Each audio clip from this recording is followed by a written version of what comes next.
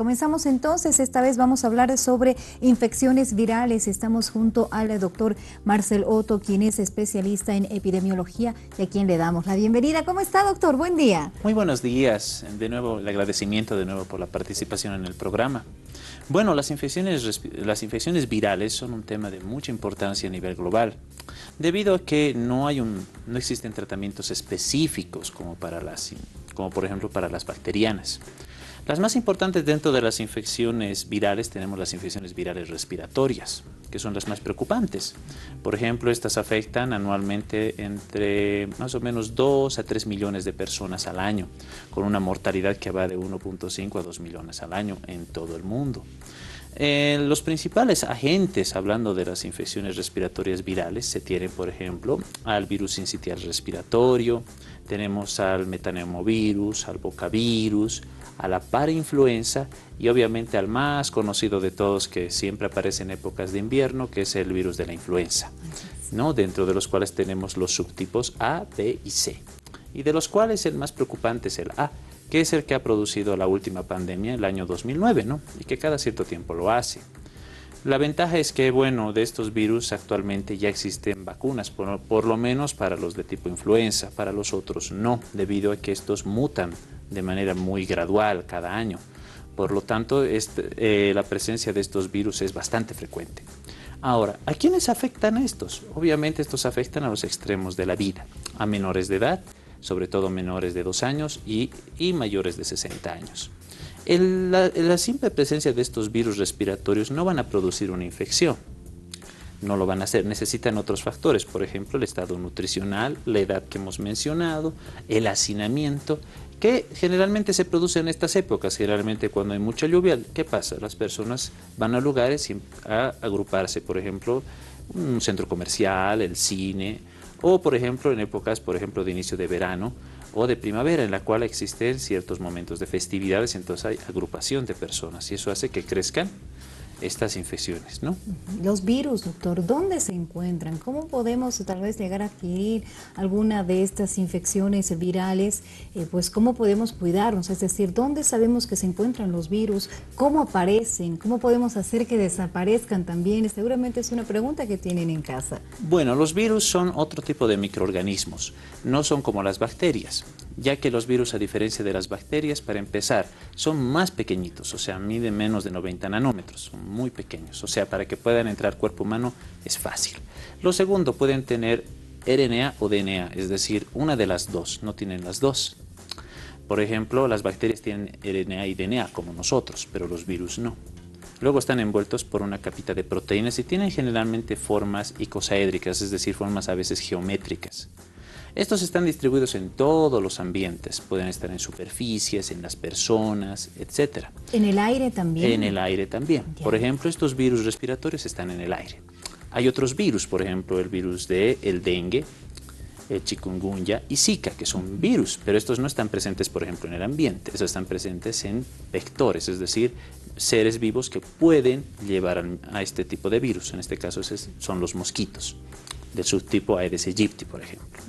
Luego tenemos los rotavirus, responsables de las infecciones diarreicas. Estos están presentes en los alimentos y en las aguas sucias y en las manos de las personas, ¿no?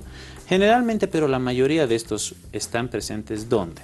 Están presentes en nuestras secreciones y por la falta de higiene de manos. Por eso es que la transmisión de estos es bastante frecuente, sobre todo las infecciones virales de tipo intestinal y las infecciones virales de tipo respiratorio, ¿no? Cuando una persona, por ejemplo, ya tiene alguna de las patologías que nos iba comentando, ya nos damos cuenta de que tal vez tiene ese virus, ¿verdad? Pero ¿cómo podemos hacer para que nosotros no tengamos el mismo problema de salud o la patología para poder evitar, por ejemplo, ¿no?, la proliferación de este tipo de infecciones virales y así ponerle como un alto, digamos, ¿no?, en algún sector, en algún lugar? Es decir, por ejemplo, en casa muchas veces una persona empieza con una infección viral, pues de pronto llega a papá, mamá y a todos los hijos, o incluso en un trabajo, ¿no?, en tu espacio laboral, en tu sector de amigos, en reuniones de amistades.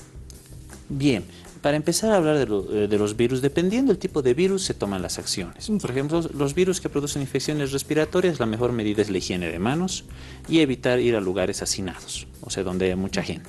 En el caso de los virus intestinales o que producen cuadros intestinales o digestivos, la mejor medida es también la higiene de manos y lavar los alimentos, ¿no?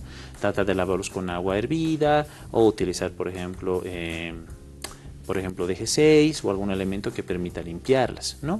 De vez en cuando usar cepillos para eliminar algunos detritos, sobre todo en épocas de primavera y verano donde la cantidad de estos virus excede por la cantidad de lluvia. Ahora, en el caso de los virus que no se transmiten de contacto de persona a persona, por ejemplo el virus del dengue, Zika, chikungunya, en este caso, por ejemplo, la mejor medida es usar ropa larga y utilizar repelente de insectos, ¿no? Para evitar el contacto y así no tener el acceso a estos virus. Ahora existen otros virus también que se transmiten, por ejemplo, por la vía de transmisión sexual, y tenemos el virus VIH, por ejemplo.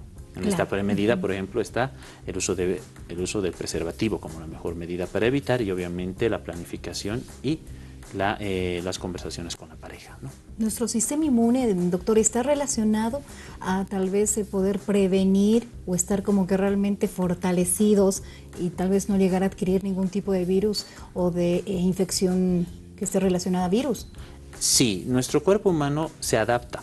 Hay personas que tienen una respuesta a los virus mucho más fuerte que otras. Generalmente hay otras que no responden muy bien y otras que sí.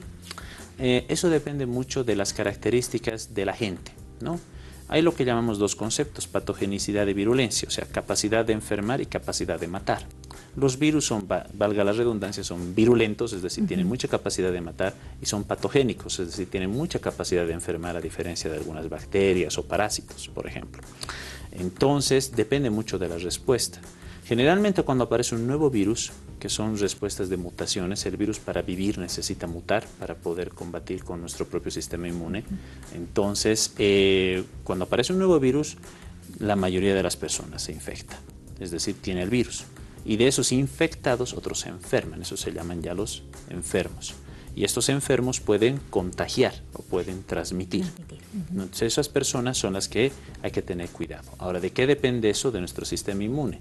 Ahora, el sistema inmune va a responder de acuerdo, uno, a nuestro estado nutricional, a nuestra parte genética, a las inmunizaciones previas, es decir, a las vacunas, y también, obviamente, si tenemos una enfermedad de base, por ejemplo, yo que sé, tuberculosis, por ejemplo, alguna neoplasia o cáncer, o, por ejemplo, alguna enfermedad como lupus, artritis, que hacen que los virus puedan, en una persona que es normal no le haría daño, pero a otra sí le haría bastante. Entonces es importante fortalecer nuestro sistema inmune.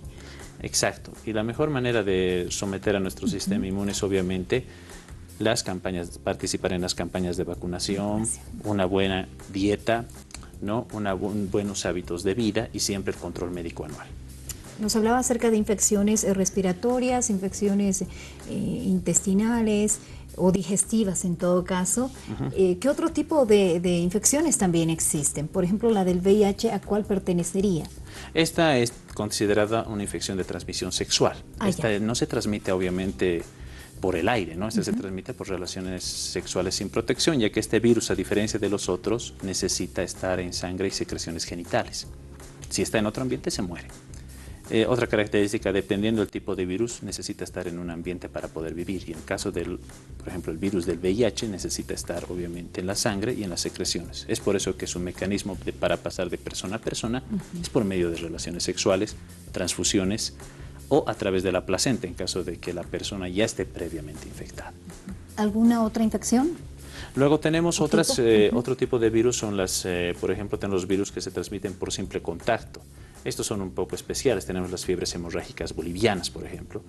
Tenemos, o las enfermedades que llamamos transmitidas, o fiebres hemorrágicas, que son aquellas producidas por agentes que están en estudio, por ejemplo, roedores, murciélagos, etcétera, que pasan a la persona. Y luego de persona a persona estas pasan por el simple contacto. Estas son de alto riesgo. Otra que, por ejemplo, tenemos el virus del ébola, que está también clasificado como una fiebre hemorrágica. Entonces estas son más severas y son de alto cuidado a nivel mundial. ¿no? Tenemos consultas, vamos a dar lectura a continuación. Gracias a quienes nos están realizando sus preguntas, a quienes nos están escribiendo y están pendientes de doctora Villayala. Hoy hablamos sobre infecciones virales. Es importante poder utilizar los términos adecuados, conocerlos, poder conceptualizarlos y por supuesto esta es información que no solamente nos sirve a nosotros que podríamos ser jóvenes o por ahí adolescentes, no, es absolutamente para toda la familia que debemos aprender ello. Tenemos mensajes, damos lectura. Buenos días, felicidades por el programa, por favor. ¿Qué diferencia hay entre un virus y una bacteria? Nos dice, ¿cuál es más agresiva? Muchas gracias, me ayudará mucho su explicación. Gracias por su pregunta. Doctor. Bueno, como dijimos, los virus y las bacterias se diferencian. Uno, para empezar, el tamaño. Los virus tienden a ser más pequeños que las bacterias.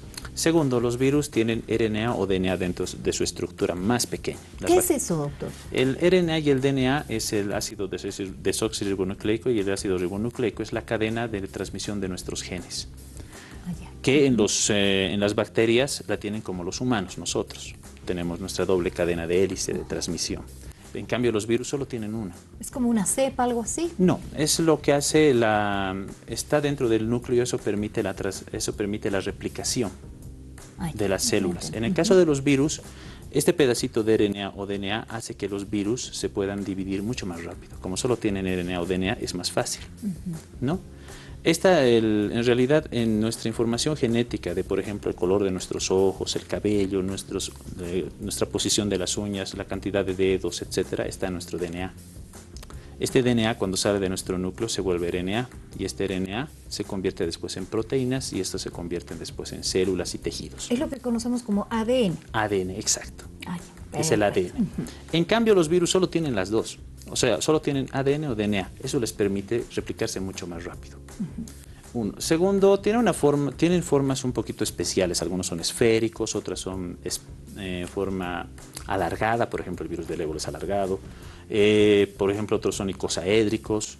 Por ejemplo, los virus que producen cuadros digestivos. Los respiratorios tienen formas esféricas. Es variado, pero son más pequeños. Ahora, los virus generalmente, ¿cuál es más severo? Obviamente es muy difícil discernirlo porque depende. Por ejemplo, el rinovirus, el que produce el resfriado común, produce cuadros leves. Pero, por ejemplo, una bacteria, por ejemplo, el Mycobacterium tuberculosis, la tuberculosis produce un cuadro mucho más severo si comparamos los dos. O sea, depende el tipo de virus o depende el tipo de bacteria para producir el daño. Luego tenemos los parásitos, que son otro tipo de microorganismos. También, por ejemplo, la malaria es un parásito. La reacción de la malaria es peor que, digamos, un rinovirus o peor que, por ejemplo, un estreptococo que nos produce una infección de faringitis, por ejemplo. Entonces, depende del tipo de microorganismo, es el que nos produce el daño. Por eso depende mucho de su patogenicidad, o sea, su capacidad de enfermar, o virulencia, su capacidad de matar. Para quienes nos están llamando, por favor, les pido al 214-8401, no a nuestro número de celular, pero sí sus mensajitos, los estamos esperando y por supuesto con toda confianza, todavía tenemos tiempo. Consulta, buenos días, felicidades por el programa. ¿Cuánto tiempo dura una infección viral? Bueno, una infección viral depende del virus. Por ejemplo, el virus de la influenza, que es el más frecuente, este dura unos 14 días aproximadamente a 7 días. Una vez que la persona infectado significa que se ha introducido el virus y enfermo es cuando ya tengo síntomas. El periodo de infección del virus es por aproximadamente unos 5 a 7 días, sin tratamiento, y con tratamiento solo 48 horas. Y luego, enfermo, la persona puede estar de 10 a 14 días. Por ejemplo, el virus VIH. El virus VIH tiene el periodo de infección puede ser de por vida si no hace tratamiento, pero el tiempo de enfermedad puede ser de más o menos 6 meses a 2 años sin tratamiento. Si es con tratamiento, va a vivir de por vida. Les damos ejemplos. O, por ejemplo, el rotavirus, que produce infecciones diarreicas. Si es tratada, el periodo de enfermedad puede durar unos 3-4 días. Generalmente las infecciones virales se autolimitan, ¿no? Porque el sistema inmune combate contra ellos muy bien en algunos casos. Que ayuda bastante son las vacunas, ¿no? Que ha hecho reducir bastante eso de las respuestas virales. ¿Cuánto tiempo pueden llegar a vivir estos virus? O en todo caso, ¿cómo nosotros podemos hacer que desaparezcan o aniquilarlos de nuestro cuerpo? Sabemos que en algunos casos tal vez es complicado o realmente vamos a quedarnos con esos virus, pero en el tipo de influenza, por ejemplo, o en esos resfríos comunes. Bueno, una vez que la persona está curada, digamos, digamos, me da influenza y no estoy vacunado, entonces, y me curo, o sea, no fallezco o tengo complicaciones, entonces ya genero inmunidad propia. Entonces, si me vuelve a atacarme la influenza, mi cuerpo lo va a combatir normalmente. Como la varicela, más o menos. Sí, como la varicela, por ejemplo, el virus de la varicela, que es dermatológica, por ejemplo, entra y ya genero inmunidad, ¿no? O si ya tengo la vacuna, ya no me va a dar. Depende mucho de si nos dio antes o si estamos inmunizados previamente, ¿no?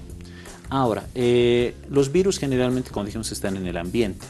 Algunos virus están en superficies, por ejemplo, y basta con simplemente limpiar la superficie para que estos desaparezcan, por ejemplo. Por eso depende mucho del virus. Por ejemplo, del virus influenza la mejor medida es la limpieza de superficies. Para rotavirus es la higiene de manos y la educación a la familia y el lavado de los alimentos. Es otra medida. Por ejemplo, para el virus de VIH es la educación, porque una vez que se introduce ya es severo. Por ejemplo, para evitar el dengue, para el dengue es más complicado porque la cosa es eliminar a los mosquitos, usar ropa larga, usar repelente de insectos o estar en una superficie, eso evitaría bastante. Vamos a dar lectura a la próxima pregunta. Hola, doctor, nos dice, buenos días, ¿cuánto dura un resfrío en una bebé de 1 añito y 6 meses?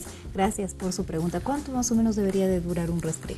Muy bien, primero hay que ver del cuadro, hay que ver si es un resfrío o es una influenza. Un resfrío y una influenza se diferencian de lo siguiente. El resfrío es leve, clínicamente hablando, y la influenza es algo de golpe, súbito.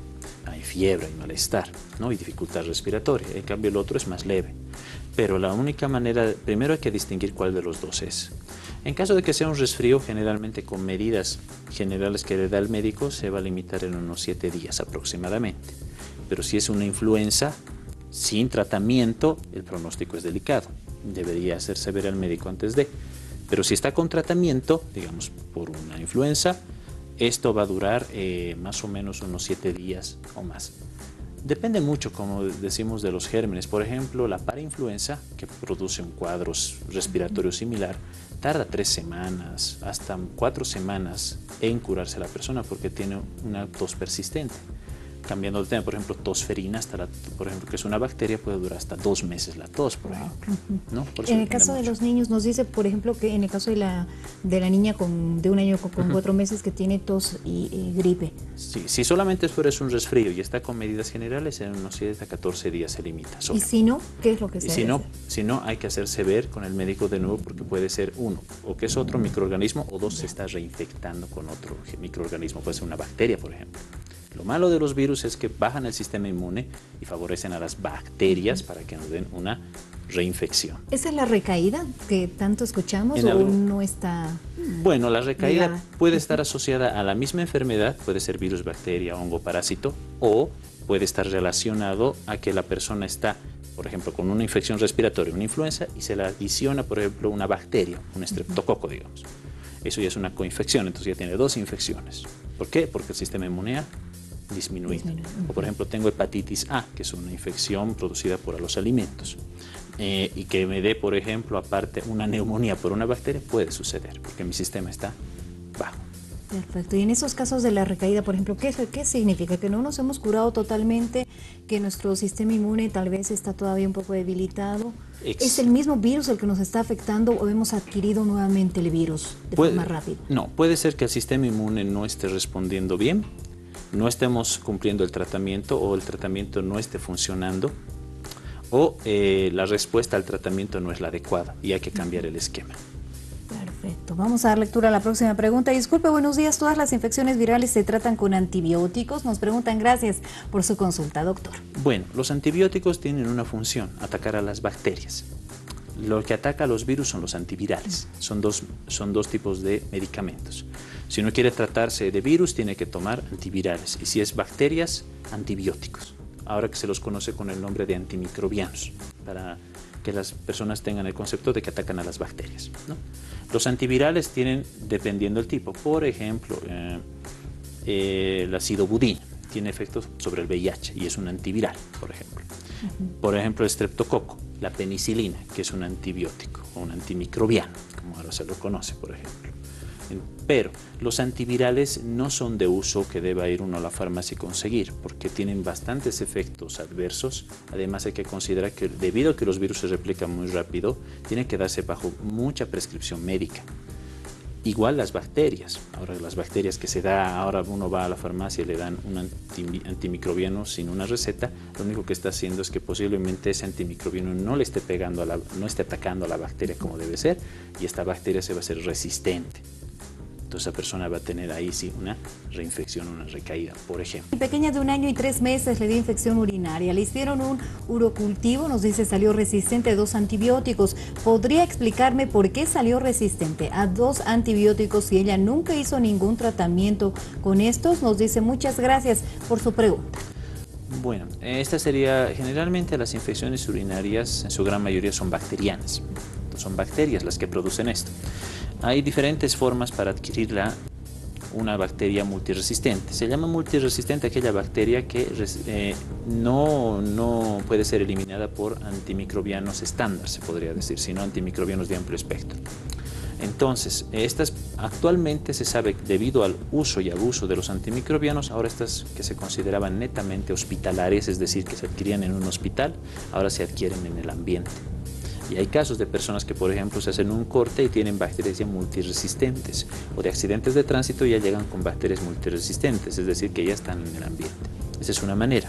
La otra manera es, si es que es un recién nacido y le ha pasado y tiene, puede ser por el canal de parto, es decir, que la mamá, en el momento del nacimiento, por el canal de parto, el virus, la bacteria se ha introducido al cuerpo del bebé.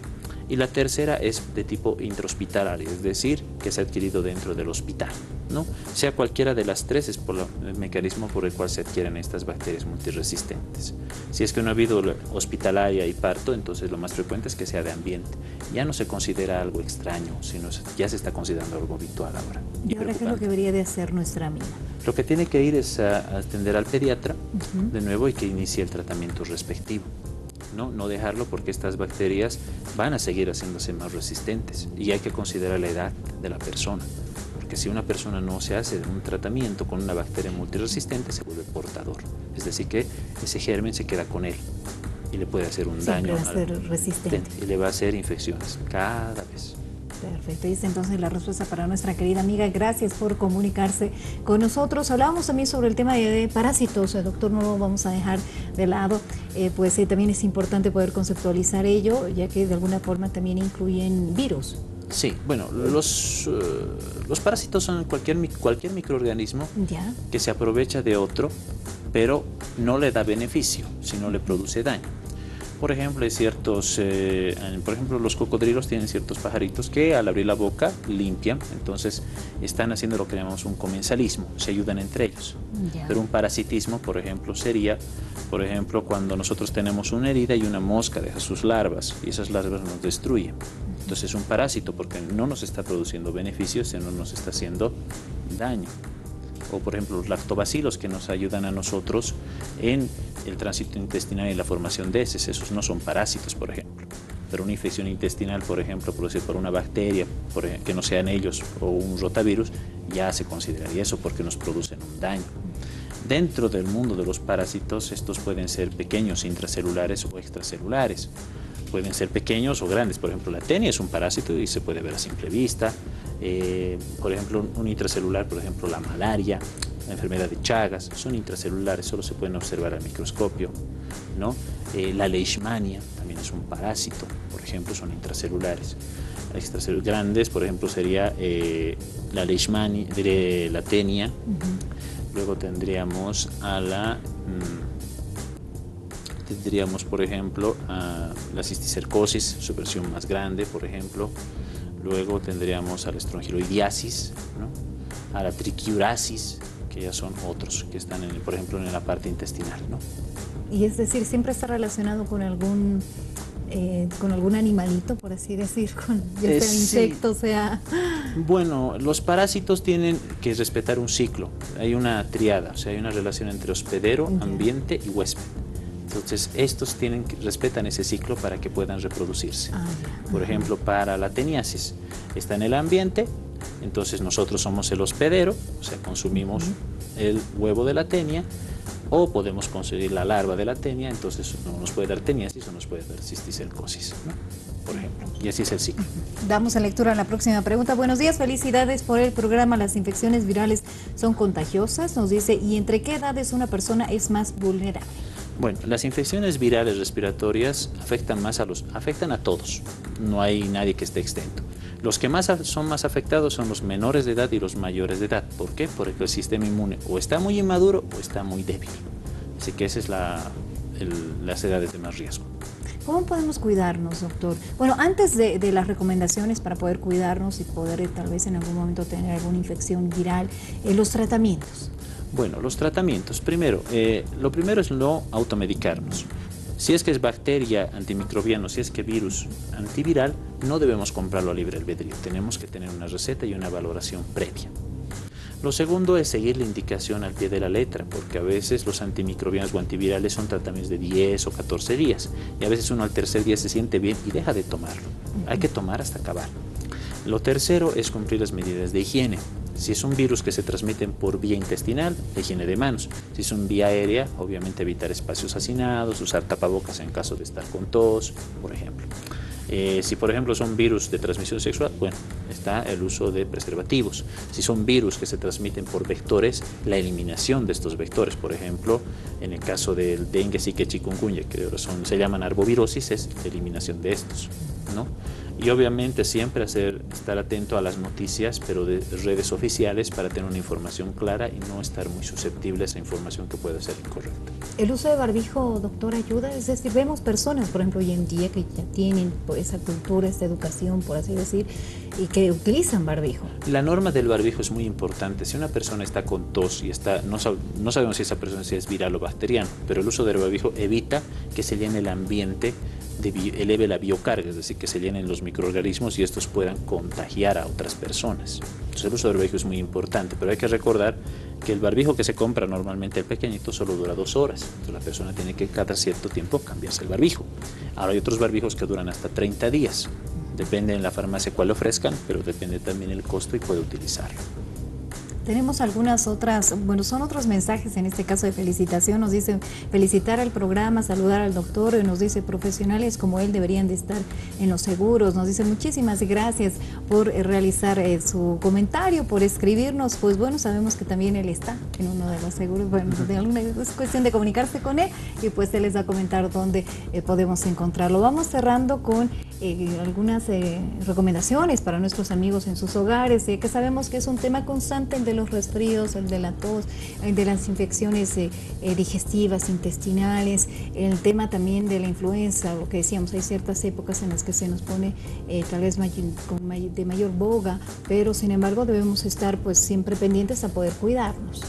Exacto, lo más importante es siempre hacer caso a lo que diga el médico, cumplir las normas de bioseguridad, es decir, la higiene de manos, el barbijo de ser necesario, pero previa explicación del médico, no usarlo así a libre albedrío. Cumplir el tratamiento, no esperar, lo más importante, si está uno con tratamiento, no decir con 3 días ya me siento bien, lo corto, es hasta acabarlo, porque si no vas a generar la resistencia y lo que en un comentario dijeron, la presencia de estas bacterias multiresistentes, o lo peor que puede pasar, mutación de virus, lo cual puede ser un gran problema para la salud pública. Perfecto, doctor, ¿dónde lo encontramos? ¿Cómo?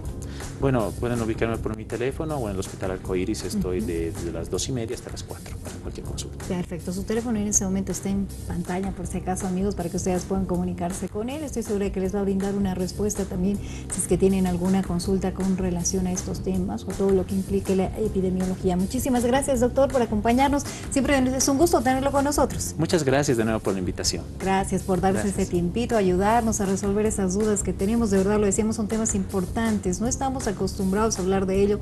Muchas veces nos confundimos al poder tocar estos temas, pero pues no está de más. Tenemos que aprender y doctora Villayala está para ello. Nos vamos a una pausa, la última en doctora Villayala. Más adelante hablamos sobre un curso de lengua de señas. Quédese con nosotros.